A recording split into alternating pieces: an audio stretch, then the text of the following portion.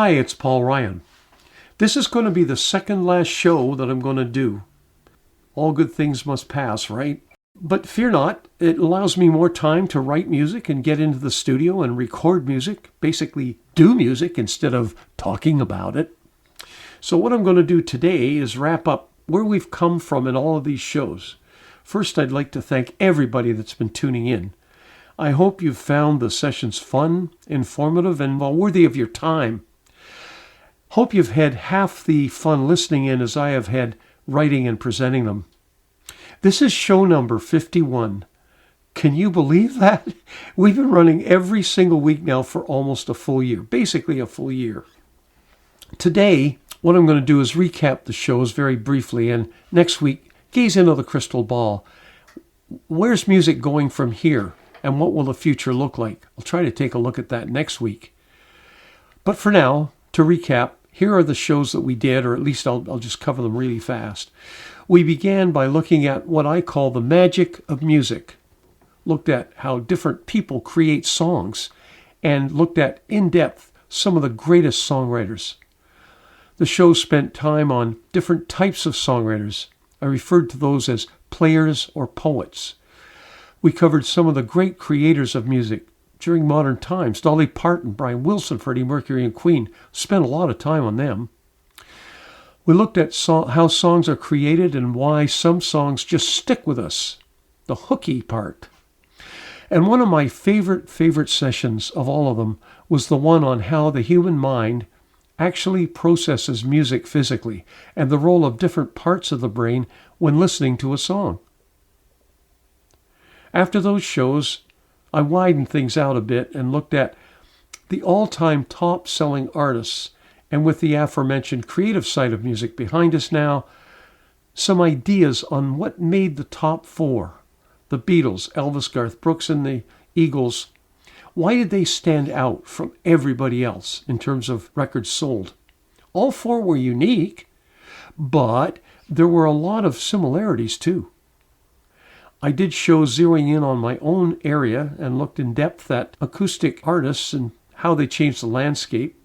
Started with the Bristol Sessions, and then we looked at artists such as Tony Rice, Earl Scruggs, Jerry Douglas. And then remaining on the acoustic side, I spent a little time on my favorite instrument, the banjo, and also looked at some of the great instrument builders of acoustic instruments today, from Gibson Mastertone to the Martin guitars and many others. Then I changed gears, looked at the history of music. How did music begin? When did it begin? How did it evolve? I covered the very first instrument that we know of, to the very first melody, the very first song with lyrics.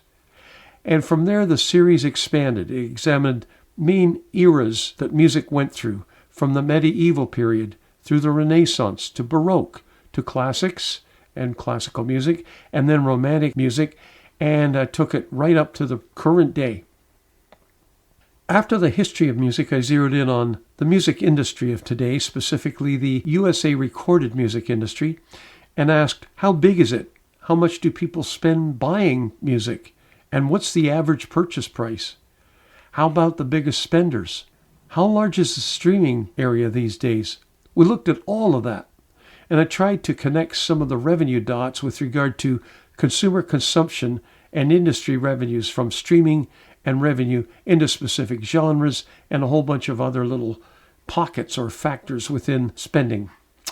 It's no secret that a major shift is underway regarding how people buy music. So in that context, we looked at the history of record labels and then looked at the rise of streaming and the rise and fall of Napster.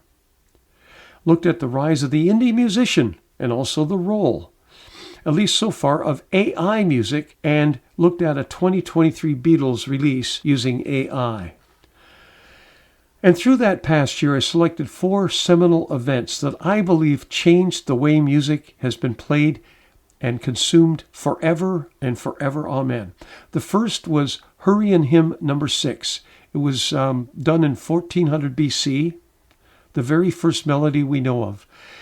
The second major event was between 100 and 200 AD, the Sikolos Epitaph.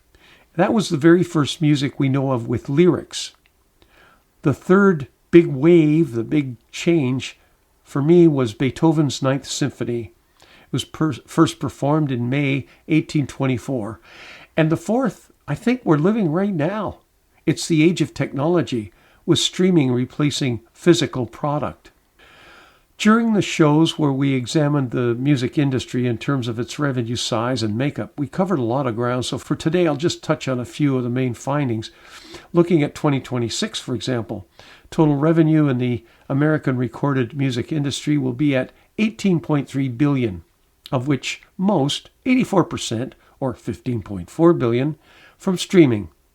These funds are spent by clusters within 254 million active music consumers, as defined by Nielsen, of which the top 20%, or 51 million, average $180 on all formats and $151 on streaming.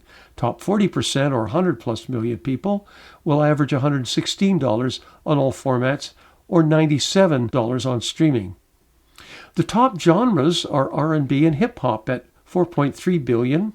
That's followed by rock, $3.3 billion, pop at $2 billion, and country at $1.2 billion.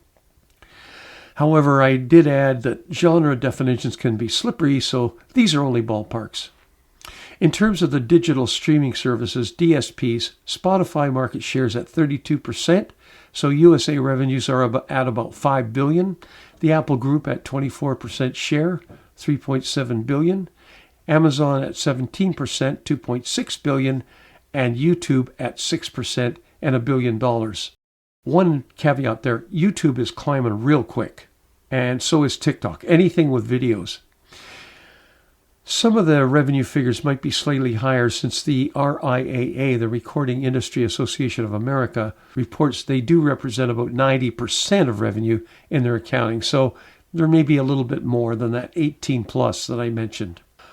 Over the most recent shows, I covered some of the undercurrents in the music industry today. Record labels are still around and still viable and really important. However, indie musicians now account for over a third of all music sales. And technological and manufacturing trends such as AI and the rise of the home studio are factors in music today. It's that time in Sound Threads where Paul will play one of his songs. And this week's song is titled How Brightly You Shine. It's a song on my Second Time digital album, so it's available at ryantunes.com and all of our digital stores, our online stores. Possibly you've had someone close to you who's going through a rough patch. And if so, you know it can seem almost impossible to make them feel better, get them help, or do much for them, really. From the outside, though, you can see all the greatness and possibilities that person might possess. You see their inner beauty and the joy that they have brought to others. You wait for things to turn around. How brightly you shine.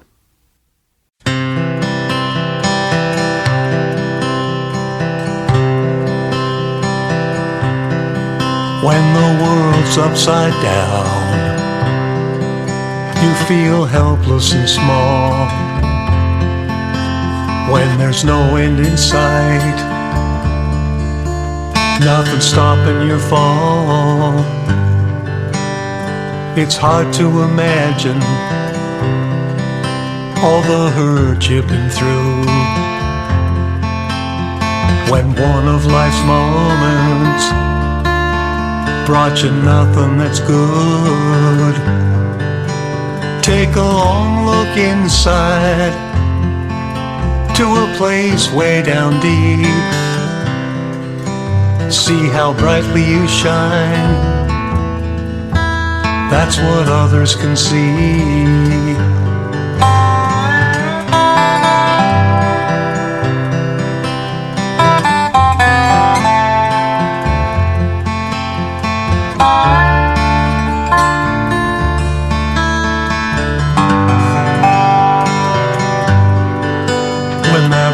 Closes in,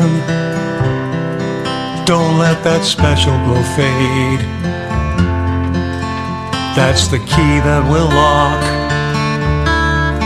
the pain and darkness away. Take a long look inside to a place way down deep. See how brightly you shine. See what others can see.